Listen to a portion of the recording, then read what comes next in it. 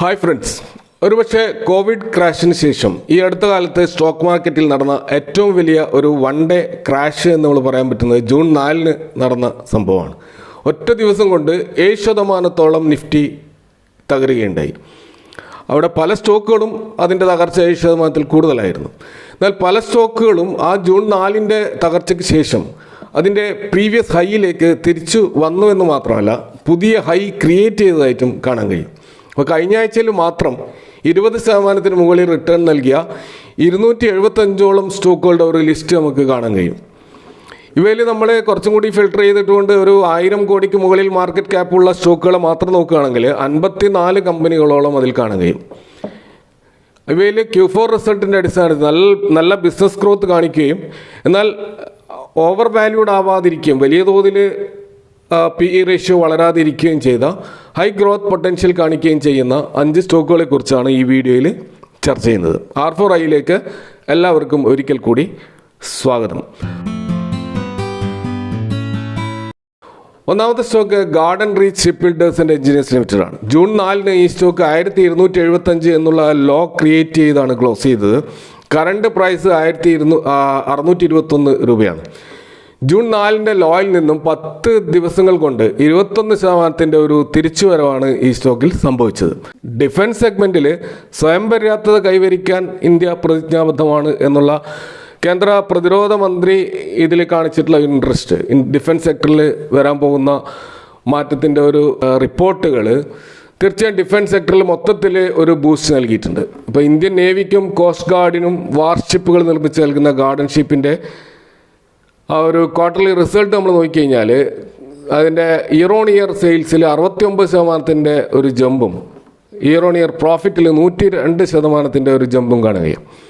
ഈ കമ്പനിയുടെ ഒരു പ്രോഫിറ്റബിലിറ്റി റേഷ്യോസ് നോക്കിക്കഴിഞ്ഞാൽ ROC 28%, ROE 23%ആണെന്ന് കാണാം. അതുപോലെ ഈ സ്റ്റോക്കിൻ്റെ ഒരു ഷെയർ ഹോൾഡിംഗ് പാറ്റേൺ നോക്കിക്കഴിഞ്ഞാലും പ്രൊമോട്ടർ ഹോൾഡിംഗ് 74%, ഫോറിൻ ഇൻവെസ്റ്റേഴ്സിൻ്റെ 3% ഹോൾഡിങ്ങും, DISൻ്റെ 6% ഹോൾഡിങ്ങും, പബ്ലിക്കിൻ്റെ 16% ഹോൾഡിങ്ങുമാണ് കാണാൻ കഴിയുക.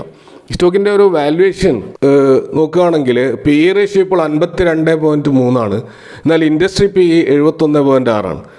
അപ്പോൾ ഇനിയും നല്ലൊരു ഗ്രോത്ത് പൊട്ടൻഷ്യൽ ഈ സ്റ്റോക്കിലുണ്ട് എന്നുള്ളത് തർക്കമില്ലാത്ത കാര്യമാണ്. ഇതിൻ്റെ ഹൈ പ്രൈസ് ആയിട്ടുള്ള 1680 ബ്രേക്ക് ചെയ്താൽ നല്ലൊരു മുന്നേറ്റം ഈ സ്റ്റോക്കിൽ നമുക്ക് പ്രതീക്ഷിക്കാൻ കഴിയും. രണ്ടാമത്തെ സ്റ്റോക്ക് നോക്കുകയാണെങ്കിൽ home first finance company limited ആണ്. ജൂൺ 4 ഈ സ്റ്റോക്ക് 815 എന്നുള്ള ലോ ക്രിയേറ്റ് ചെയ്താണ് ക്ലോസ് ചെയ്തത്.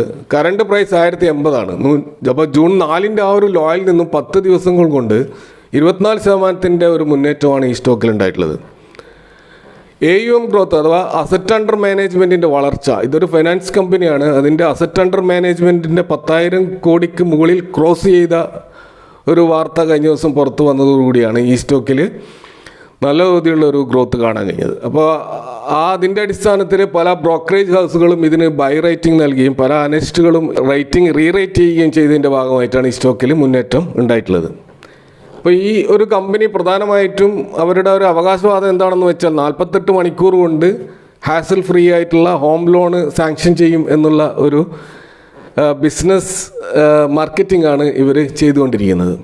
ഇയർ ഓൺ ഇയർ സെയിൽസിൽ 37% വർധനം ഈ സ്റ്റോക്കിൽ കാണാൻ കഴിയും. ഇയർ ഓൺ ഇയർ പ്രോഫിറ്റിൽ 30% വർധനവുണ്ട്.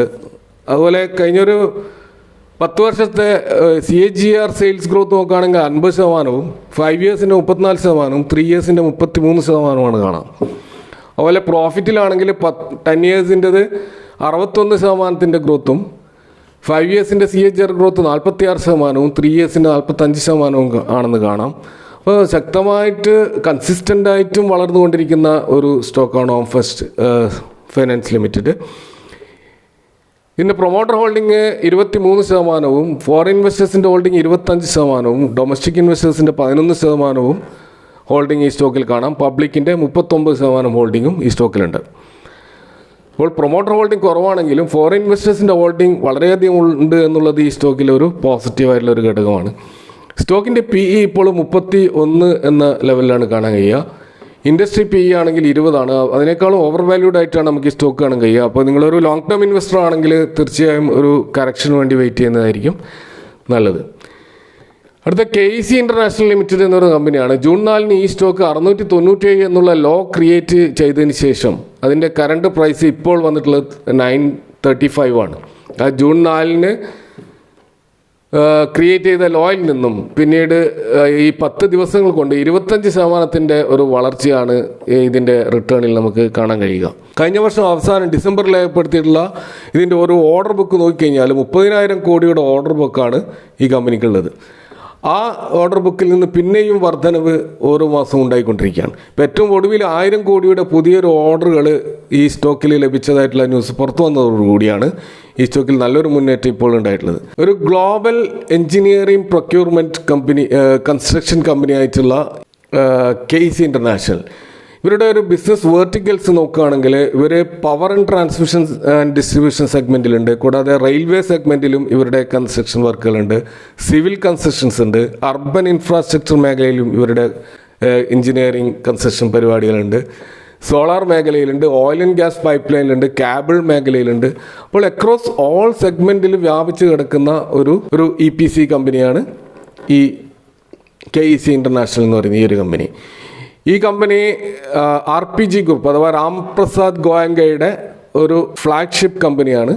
ഇയർ ഓൺ ഇയർ സെയിൽസിൽ ഈ സ്റ്റോക്ക് 11% വർധനവും ഇയർ ഓൺ ഇയർ പ്രോഫിറ്റിൽ 110% വർധനവും നമുക്ക് ഈ സ്റ്റോക്കിൽ കാണാൻ കഴിയുന്നുണ്ട് കഴിഞ്ഞ ക്വാർട്ടർലി ഫോർ റിസൾട്ട്. കൂടാതെ ശക്തമായിട്ടുള്ള ഒരു ഷെയർ ഹോൾഡിംഗ് പാറ്റേൺ ഈ സ്റ്റോക്കിലുണ്ട്. പ്രൊമോട്ടർ ഹോൾഡിംഗ് 51%, ഫോറിൻ ഇൻവെസ്റ്റേഴ്സിൻ്റെ 12% ഹോൾഡിങ്ങും, ഡൊമസ്റ്റിക് ഇൻവെസ്റ്റേഴ്സിൻ്റെ 25% ഹോൾഡിംഗ് ഈ സ്റ്റോക്കിലുണ്ട്. അതുപോലെ പബ്ലിക് ഹോൾഡിംഗ് വളരെ കുറവാണ്, 9%. അപ്പോൾ നമുക്കറിയാം ഈ ഇൻഫ്രാസ്ട്രക്ചർ മേഖലയിൽ പ്രവർത്തിക്കുന്ന കമ്പനികളൊക്കെ ശക്തമായിട്ട് മുന്നേറിക്കൊണ്ടിരിക്കുന്ന ഒരു കാലഘട്ടത്തിലൂടെയാണ് നമ്മൾ കടന്നു പോകുന്നത്. അവരുടെയൊക്കെ ഒരു സുവർണ്ണ കാലമാണിപ്പോൾ. കാരണം ഇൻഡസ്ട്രി PE 70 എന്നാൽ ഇൻഡസ്ട്രി PE താഴെയാണ് നമുക്ക് ഈ KEC ഇന്റർനാഷണൽ കാണാൻ കഴിയുക. സ്റ്റോക്കിൻ്റെ PE ഇപ്പോൾ 69. അതുകൊണ്ട് ഇതൊരു ഓവർ വാല്യൂഡ് ആയി എന്ന് നമുക്കിവിടെ പറയാൻ കഴിയാത്ത ഒരവസ്ഥയിലാണ് കാണാൻ കഴിയുന്നത്. അടുത്ത സ്റ്റോക്ക് കിർലോസ്കർ ബ്രദേഴ്സ് ലിമിറ്റഡ് ആണ്. ജൂൺ 4 ഈ സ്റ്റോക്ക് 1574 എന്നുള്ള ഒരു ക്രാഷ് പോയതിന് ശേഷം പിന്നീട് ഈ സ്റ്റോക്ക് 2172 ഇപ്പോൾ നിൽക്കുന്നത്. അപ്പോൾ ജൂൺ 4 ആ ക്രാഷിൽ നിന്ന് 10 ദിവസങ്ങൾ കൊണ്ട് 28% തിരിച്ചുവരവാണ് ഈ സ്റ്റോക്കിൽ സംഭവിച്ചിട്ടുള്ളത്. അപ്പോൾ 2024 ഇതിൻ്റെ സ്ട്രോങ് ഫൈനാൻഷ്യൽ പെർഫോമൻസും കൂടാതെ വാല്യൂ ആഡഡ് പ്രൊഡക്റ്റുകൾ കേന്ദ്രീകരിച്ചിട്ടുള്ള ഇവരുടെ ഒരു മാനുഫാക്ചറിങ് സ്ട്രാറ്റജിയിൽ ഉണ്ടായിട്ടുള്ള ചേഞ്ചസും കൂടാതെ റോബസ്റ്റ് ആയിട്ടുള്ള ഒരു ഓർഡർ ബുക്കും ഉള്ളത് കൊണ്ട് തന്നെ അതൊക്കെ ഈ കമ്പനിയുടെ വളർച്ചയ്ക്ക് നല്ലൊരു ഡ്രൈവിംഗ് ഫോഴ്സ് ആയിട്ട് നിലനിൽക്കുന്നുണ്ട്. ഈ കമ്പനി വാട്ടർ സപ്ലൈ, അതുപോലെ പവർ പ്ലാന്റ്സ്, അതുപോലെ ഇറിഗേഷൻ മേഖലയിലൊക്കെ വലിയ ലാർജ് ആയിട്ടുള്ള ഇൻഫ്രാസ്ട്രക്ചർ പ്രൊജക്റ്റുകൾ ഏറ്റെടുത്ത് ചെയ്യുന്ന കമ്പനിയാണ്.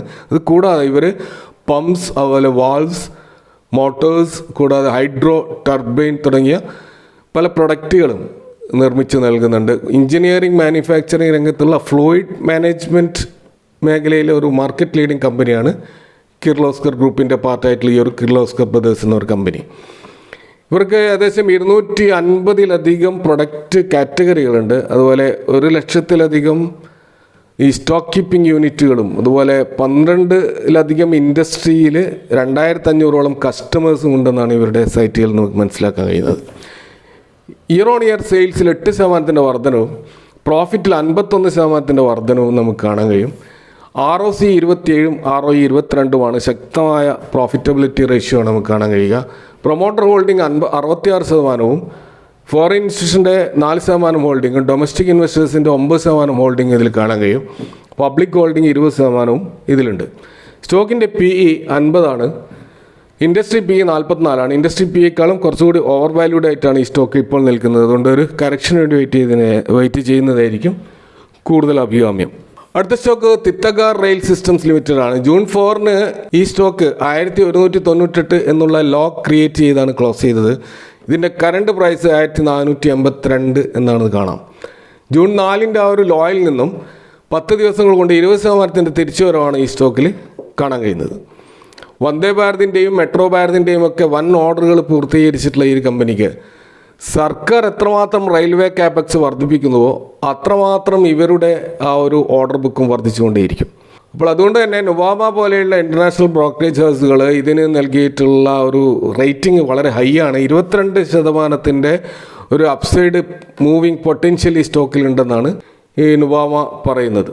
അപ്പോൾ ടിറ്റഗാർ റെയിൽ സിസ്റ്റത്തിൻ്റെ പ്രധാനപ്പെട്ട ഒരു മാനുഫാക്ചറിങ് സംഭവം എന്ന് പറയുന്നത് വാഗൺസും കോച്ചസൊക്കെ ആണെങ്കിലും ഇവർ മെട്രോ ട്രെയിൻ ഇലക്ട്രിക്കൽസ്, അതുപോലെ steel castings, specialised equipments, bridges, ships, ഇങ്ങനെ പല മേഖലയിലും വ്യാപിച്ചു കിടക്കുന്ന ബിസിനസ് വെർട്ടിക്കൽസ് ഇവർക്കുണ്ട്.